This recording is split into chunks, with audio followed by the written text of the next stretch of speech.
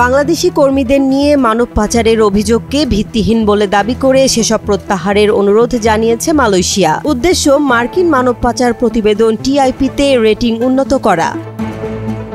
23 April প্রবাসী কল্যাণ মন্ত্রণালয়ের senior সচিব নিয়ামতুল্লাহর কাছে পাঠানো চিঠিতে মালয়েশিয়ার মানব সম্পদ সচিব আজমান মোহাম্মদ ইউসুফ বলেন, এসব অভিযোগ আমাদের সুনাম ক্ষুণ্ণ করছে।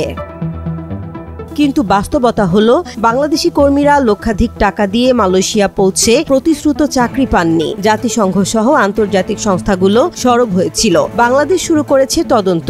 2 মালয়েশিয়ান ব্যবসায়ীর বিরুদ্ধে চলছে মামলা, চাওয়া হয়েছে গ্রেফতার ও প্রত্যর্পণ।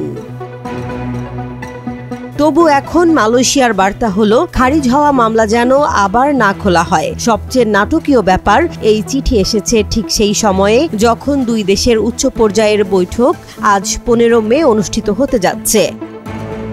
এখন প্রশ্ন জাগে, তথ্য, তদন্ত আর ভুক্তভোগীর কান্না সরিয়ে কি কেবল রেটিং বাঁচানোই এখন মুখ্য?